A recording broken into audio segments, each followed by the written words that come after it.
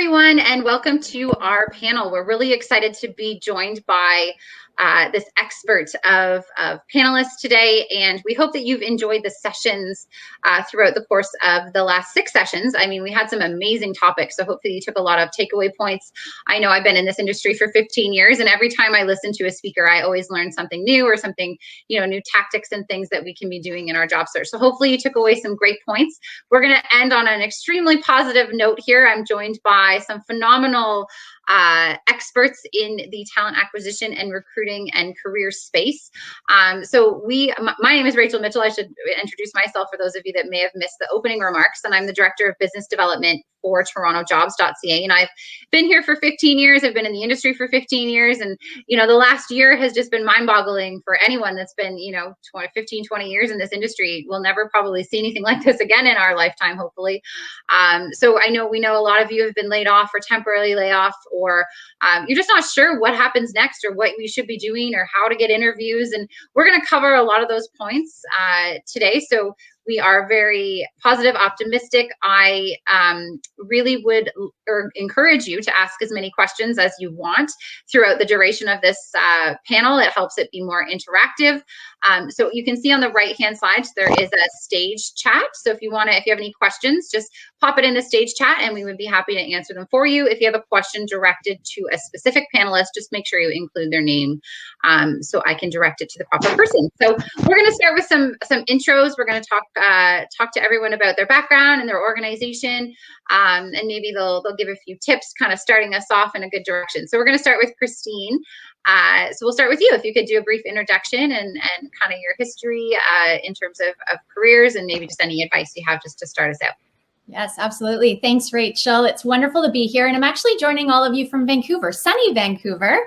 Nice. This day before the rain sets back in for the long weekend, but I'm thrilled to be here.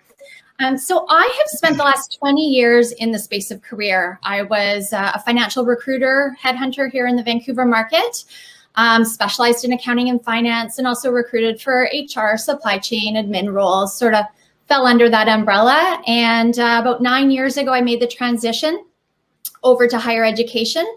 And I spent the last 9 years with the UBC Sauder School of Business, where I was the Associate Director of Alumni Careers.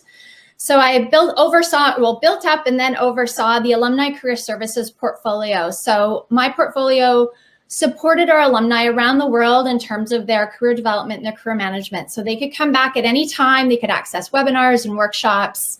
I had a website with online resources, and their biggest benefit was career coaching. So we were there to help them at any stage of their career and from anywhere in the world as well. In 2017, I became certified in emotional intelligence. We were there to help them at any stage of their career and from anywhere in the world as well. An emotional intelligence assessment with an organization out of Roche Martin, with Roche Martin out of the UK. I also became certified in the Berkman method, which is an occupational and behavioral assessment. In 2018, I became a certified coach. I trained with the Coaches Training Institute. And in 2019, I was certified by the International Coaches Federation. And like everybody here, I decided that it was time to shake things up. And so in January, I stepped away from the university, and I've been focusing on building up my own coaching business. And here I am today. Yeah. Well, good for you. That's an amazing, we just had a speaker talking about, taking that leap and doing something you love. And she spoke about that. So I'm glad to see that you've done that. So thank you for sharing. That's awesome. We look forward to your insight. So Amy, we'll if you don't mind doing a brief intro about yourself and your background, that would be great. Great. Awesome. My name is Amy McCarroll. I manage the talent acquisition team at Closing the Gap Healthcare, and we primarily do community as well as clinic health. So we employ nurses, registered practical nurses, PSWs, and most of the therapies. So occupational therapists, physiotherapists, speech language pathologists, et cetera, across Ontario and into Nova Scotia as well. So I've been in recruitment my entire career since 2003. I worked in third-party agencies at the beginning of my career, and then sort of transitioned into more corporate recruitment, actually on the agency side, where I recruited recruiters for a number of years. And then moved into some insurance and then into manufacturing. And in 2020, I certainly lost my job as well. So I can certainly understand the challenges and just how different things are right now in the world of work and job searching. So happy to share any ideas that might help you. Amazing. Well, thank you so much for being here. I'm going to let Marian into, she's another panelist. I'm going to let her in on that note.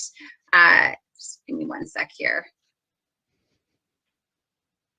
Sorry for the delay. No, maybe she's having some technical difficulty. I'm not sure. She was there and now she's not there anymore. So we'll keep going. So Denny, you have been on a number of our panels. You are from CIBC. You know, you need no intro because I think you're very active in the community and you've been such a great resource for job seekers. But maybe for those that don't know who you are, you could give us a brief intro of you, CIBC, and your background. Yeah, thank you for having me, Rachel. But it's so nice that I have some common experiences with Kristine and Amy. Kristine, I'm also CTI, but I'm on the, I haven't completed the coaches training institute, but you know, CTI is a great fraternity. So I felt excited. Oh, there's another CTI person on the panel. That's great. Wonderful. Great coaching. And Amy has got wonderful background, and I haven't worked for third-party vendors, but here's my background just in brief. I'm actually a HR professional by training, but been more in the expatriate and globally trained professional, working as an expatriate in Middle Eastern countries, and traveled to Australia and Philippines and some of the Middle Eastern countries, taking on the world of assessment and psychometrics and all of that into aligning to competencies in recruiting. So pretty much in the HRBP space, but then focusing on talent acquisition.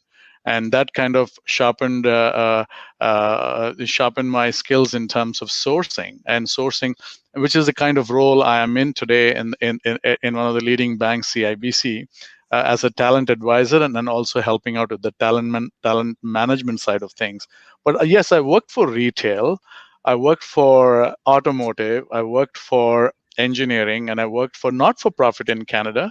That's a fantastic experience from all this private and corporate world. And then now I worked with RBC. I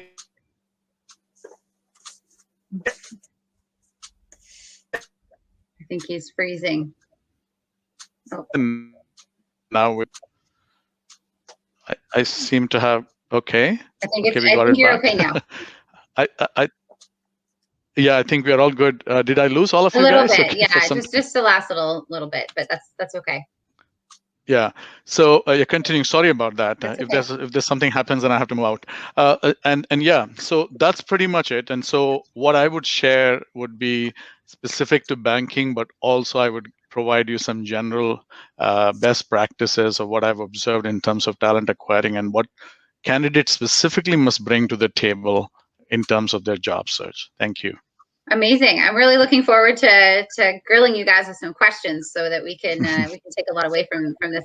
So Marian, sorry about I don't know if you were having trouble getting in backstage, but welcome to the panel. So we were just going around and introducing ourselves. So if you want to do a brief intro about you and your background, that would be great. Okay, well, thank you so much for allowing me to be part of the panel. First of all, my name is Marian Bernard, and I am actually going to be celebrating my 36th anniversary in business this coming June.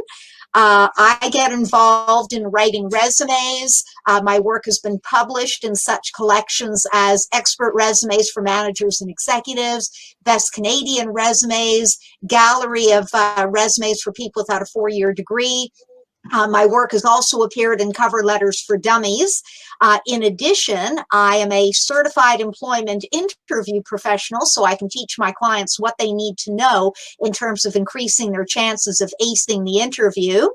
I also have a designation as a LinkedIn profile writing expert, and I also have a designation as a certified job search strategist, where I can help my clients tap into the hidden job market. And the sessions that I've sat in on, the attendees have received primo advice today. So I just wanted to thank everybody for that. That's it. Well, thank you so much for being here. How do you keep track of all that? You've got a lot of expertise in a lot of areas. So I'm going to start off, we're going to start off maybe with the resume. I mean, the resume is the first thing that you got to work on when you're looking for a job. If you've been laid off, you got to update your resume. You know, it seems to me that the resume is changing a little bit in terms of, you know, having to stand out and what do you need to include? And people are a little confused with what recruiters are looking for. So I want to go at this maybe from a recruiter's perspective first. So maybe Amy, we can start with you in terms of, you know, when you're sifting through 100 resumes for a certain role, what stands out to you on those resumes, and what advice can you give to our listeners in terms of what they can be doing and how they can tweak their resume to stand out from a recruiter's? I realize everyone's going to have a different perspective, but just from your expertise and the resumes that you review, you know, what would be your top advice for things that should be included? Sure. I'd say that the first thing is having a very targeted approach. So if you are including an objective on your resume, to have that very targeted to the role that you're applying to. Seeing our own organization's name on somebody's resume, that's, you know, this is where they want to work, is a pretty compelling statement. So I always like seeing that. I think too, if we're looking at kind of the situation that we're in right now, when certainly most of our folks at the corporate level are working from home. And if we're hiring at the corporate level, you know, we're looking for somebody who has the soft skills that is able to do that. It's not an easy feat. So seeing some of the keywords that are, you know, working independently and, you know, really some tactics and strategies on how they've managed to be productive in a work from home situation is also really key to see. Amazing. And thanks for that. And we have a question for you. How can a bilingual speech therapist with a foreign degree, a French program, integrate into the Canadian workforce? And he's considering the requirement for a master's degree. So wondering if there's any tips. So I would say that the master's degree is important, certainly. And then, you know, a master's degree with any sort of work integration in the program is also super key. Okay, amazing. Thank you for that. And Denny, you've been in a talent acquisition role for many years, so I'm going to direct the same question to you. So someone applies to your position, CIBC, the banks, they get hundreds and hundreds of applications for roles. So what stands out to you on a resume?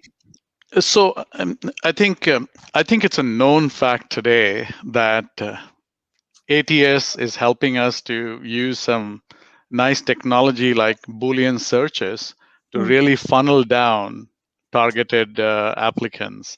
I think it's a known fact, and if people are relatively newer, they have to know this, which essentially, to Amy's point, it means that they have to stay invested. They say job search is a full-time job, and it is. What it also means is that when you're applying to a particular role, you're not only looking at words, but you also want to try to perceive where is the gap in the organization that I may bring something of value that will stand out. So today, because the market, the talent pool is quite large, because unfortunately, a number of people may have been laid off. So one has to really get on top of that list by providing some differentiators beside a strong alignment to what employers are looking for. So that would essentially mean if it is a project role, they may actually have to mention on their resume in the best possible way what kind of project they may have worked on and what's the value in terms of monetary, process efficiency, or in terms of client servicing, impact, whichever be the case. When people just mention working in projects, it doesn't really make the impact as much as saying that I worked on a project which entailed so many hours, so many interactions with core team, but resulted in an outcome which made impact to the bottom line, improved the client servicing resolution by 22 hours, and essentially had a satisfactory index go up. So you really covered what we say, a kind of a star methodology here. And employers love to hear that, to see, hey, I would like to have that kind of a person in my I would like to have that kind of a person in my team. So I would say the second perspective that I'd like to share is, when you look at a resume, the 3/4 of the first page of the resume essentially should have covered everything that you would like a recruiter to notice. Because what essentially would happen is, when we spend just 7 seconds reviewing a resume, it leaves you very little time. But the first page of the resume having the components which have the impact, if it is mentioned there, it gets our attention to draw that list from 24 to maybe the 8. Those are the 2 or 3 things I'd like to leave with the team here. Okay, well, thank you so much for that, Denny. That quantitative information, very important. It actually proves that you can do the things that you're saying on your resume. So definitely agree with you on that one. So now that we kind of gave some tips on the resume, Kristine, when you're working with your clients or prepping someone for an interview, what are kind of the 2 or 3 tips that you would give? I know we're in a virtual world now, so very important that we kind of understand that process. And Denny, I want to come back to you too, because I know you're very intrigued by this topic also. So Kristine, what's your advice for virtual interviews, and what do people do to prepare? And how do they successfully? It's really hard to get an interview, so we don't want to mess it up. So how do we really make sure we are prepared for our virtual interviews? Yeah, no, preparedness is definitely the number one thing that you want to focus on, for sure. Going back to your application, your resume, the job description, some of the tips that I give is to go through the bullets on the job description and think about your career stories. So if they ask me this question or ask me to give an example, what's the career story that I'm going to share? What project am I going to share? How am I going to articulate what I did and the impact of that project? So going back and practicing the career stories. Now that we're in the virtual world, making sure that there's no distractions around you, making sure your technology works. There's a bit of a way, there's the temptation of having cheat sheets in front of us. And so making sure that you're not distracted by having notes or looking down, because interviewers can see if you're reading or you're moving around or that type of thing. So, preparedness, practice, making sure that you're in a room where there's no distractions, it's quiet, your technology, your Wi-Fi is strong, would be some of the things that I would work through, and just going through the typical questions, and finding a partner, you can even download software that you can record yourself and then playing it back to see where you can improve or how your story flows. That's one thing that's really hard to do, is watch yourself. I did that at the beginning of doing all these virtual things, and it's not an easy thing to do, but you learn. That's probably the biggest learning lesson, is you really learn, what you're doing right, what you're doing wrong, where you're looking, your body language. So yeah, that's an amazing tip. So Marian, I know you said you're certified in writing LinkedIn profiles. LinkedIn is probably one of the top tools of finding a job in 2020, 2021, and I'm sure beyond. So what would be your top tips for LinkedIn? How does someone really perfect their profile in very short time that you have to answer that question? No problem. I would first of all make sure that you have a professional head and shoulder shot. You don't want to have a photo where you're playing golf or you're with 2 other people, that sort of thing. But because LinkedIn is a working networking medium, that you want to display your best professional foot forward. The headline, you want to make sure LinkedIn tends to be, LinkedIn is similar-ish to the resume, but there are some different components as well. The headline, you don't want LinkedIn to fill in the blanks with regard to the most current, the most recent job that you have. But at the same time, what you want to do is you want to list, here are the job titles that I'd like to apply for. Here's what sets me apart. Infuse the relevant keywords and key phrases, and the challenge is to do that in 220 characters or less. You definitely want to flesh out the about section. A lot of LinkedIn profiles that I review do not have an about section. And I think of the LinkedIn profile as, here's my journey. Here's how I arrived at where I want to go. I say the resume is more your sales and marketing vehicle that articulates the benefits and value that you offer. The cover letter is more, I'm telling a story. The LinkedIn talks about your journey, how you got there. The LinkedIn profile is much, much more conversational in nature, so you can be a little bit more informal in your language. I think I saw in one of the rooms somebody was asking, how do I assess how my LinkedIn profile is performing? When you look at your own LinkedIn profile, LinkedIn will rank how your profile stacks up. And I personally have an all-star ranking on my LinkedIn profile, so LinkedIn has deemed my profile as very top quality. Also, take advantage of the fact that you have character limitations. With the about section, you're allowed a maximum of 2,600 characters, and you can also infuse keywords and key phrases in there as well. The experience section, you're allowed a maximum of 2,000 per job. Where you can, if you can fill out the volunteer and community activity, because that's another way that you can network.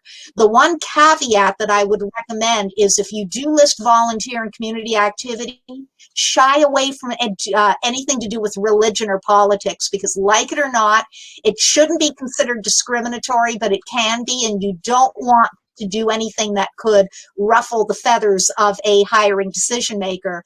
And finally, if you can increase your network, and if you could also attract recommendations on your LinkedIn profile, that's even more social proof in terms of what you can offer. That's it. Absolutely. No, amazing advice. That's great. That was better than I was expecting in that short time period. So thanks so much for that. Amy, we have a question about ATS systems, and this comes up a lot on our events.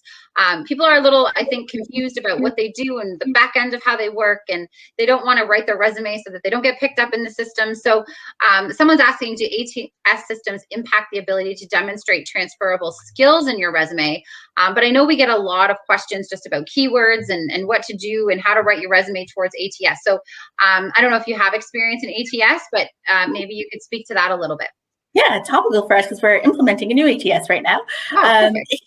Yeah, I do think that obviously keywords are super important. Like, think about what your the recruiters will be searching for when they're looking at resumes. I'm a little bit old school and look at every single resume that comes in, but there certainly are recruiters out there who will rely on the AI of an ATS. So keywords are really, really important. Also, I would say that kind of answering the questions, I mean, a good recruiter when posting on their ATS and therefore flowing through to job boards will think about the process and not make it too cumbersome. I know that there are processes, having been a job seeker very recently myself, where it's just like, really, like another page and I'm typing this again. But go through the process. Like, taking the easy way out is frustrating when we're trying to gather information and somebody's just skipped steps. It certainly speaks to how engaged into the process you are. Perfect. Thank you for that. So hopefully we answered your question. I think it was Clario that asked that. So thank you for that.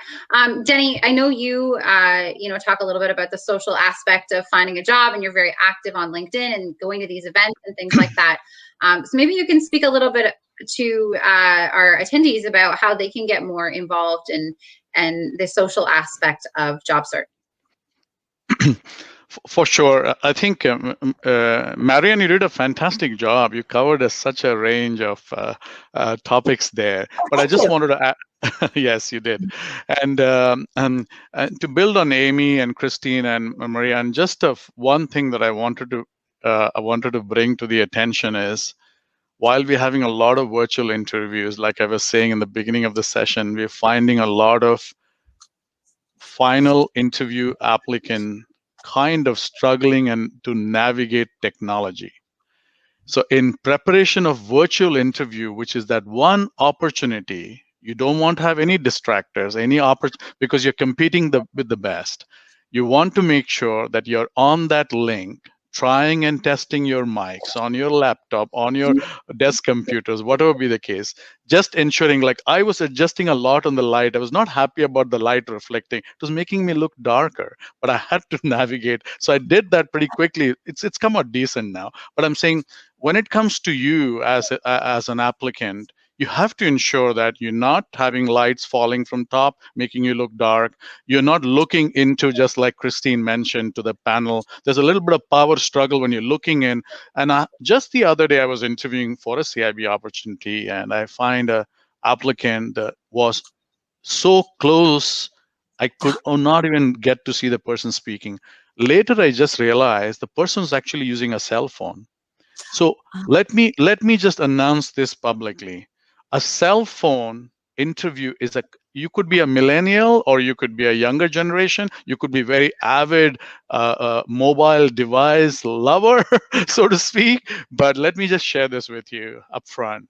From a best practice, and Marian and Amy and Kristine will say the same, from a best practice point of view, you want to be on a desktop, on a standard standalone a computing device. You want to be on your laptop because you want to take all the distractors and noises away. The second thing is, always test the hop-in link or the Skype link or the MS links that has taken.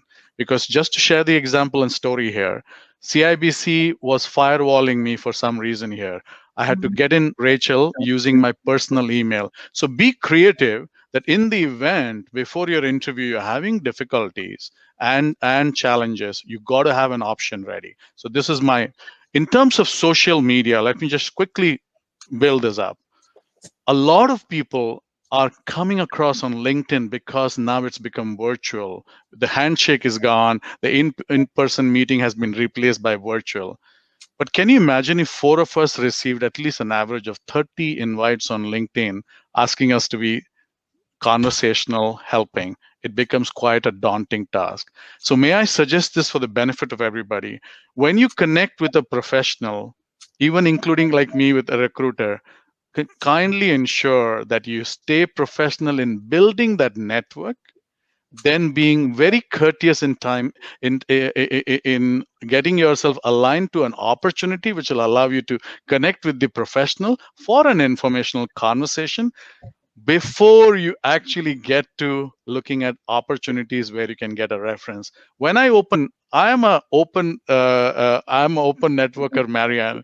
So I open the gates to everybody, all and sundry, because that's what I think LinkedIn is all about. But this is what I get. The moment I open my network, I have people sending me links of job to CIBC and their resumes, and they ask me them to be reviewed and also to fix a job. Some of them are very direct, fix me a job. I'm capable. So I'm just saying, I need everybody to know that each of us have quite responsible roles, and we are focused on the priorities of the organization for which we work for. And we are here to assist, but we want to be courteous, and you got to be really following some good principles of communication. First, to be a part of network. Second is, how do you build that network? And then look for opportunities to connect should a appropriate vacancy come about. I think there's no point in rushing and being on the face, because what would happen, a lot of recruiters would not tell you why they've stopped communicating. That's precisely because of the approach. So I want people to be cognizant of how they build their social capital. The communication is key there. Thank you. Perfect, thanks. We only have a couple minutes left. So Marian, we had a question for you. So the top 10% ranking of applicants is very confusing in LinkedIn. I was put in the top 10% in complete mismatched job, and in other cases where the job was a perfect match, I wasn't even among the top 50%. How exactly do you really improve your rank for the proper job match? And someone else had the same question. So when you see your skills and endorsements on LinkedIn, you're allowed a maximum of 50 of them, and you want to make sure what you can do is, if you're applying for similar jobs, if you have a premium account on LinkedIn, you could go to other job postings and see what they're looking for, and they would talk about how close you match up. So you want to make sure that you have all of that information in there under the skills and endorsements. Perfect. So we're out of time, but I just, Kristine, just kind of leaving us on a positive note. I know you've had a vast experience in a lot of different roles over the years. What would be your top, for kind of moving into hopefully a shift where things are opening up a little bit and we're starting to see more jobs as opposed to layoffs. What would be your kind of ultimate advice that people can do right now to prepare for that? So, I know we talked about resumes, we talked about interviews, and I always like to leave these things on a positive note. So what's something someone could do tomorrow, as an example, to feel motivated and feel refreshed after watching our panel? Yeah, I would say start connecting. Build that list of target companies, start researching who do you know there, who can introduce you, and start setting up those informational conversations so that you start building those internal relationships, you start building your internal champions. So as positions open up and the company kicks into hiring, you've got somebody in there that is going to endorse you, refer you, and put you in front of the individuals, in front of the hiring managers. So that would be my biggest piece of advice. If you're looking at a job search strategy, if I take 100, minimum of 80% of your time should be focused on the connecting and the building the relationships with the companies that are of interest to you. Perfect. Well, thank you so much. We ran out of time. We might need to do these an hour next time. But if anyone wants to reach out to any of you, I think you guys said it was okay, so they can connect with you on LinkedIn. If anyone has any questions, I know Amy, someone was asking about a speech therapist position. So, feel free to find any of our panelists on LinkedIn. If, you're looking for information on our reception area, their names are there. As well as I think links to LinkedIn profiles.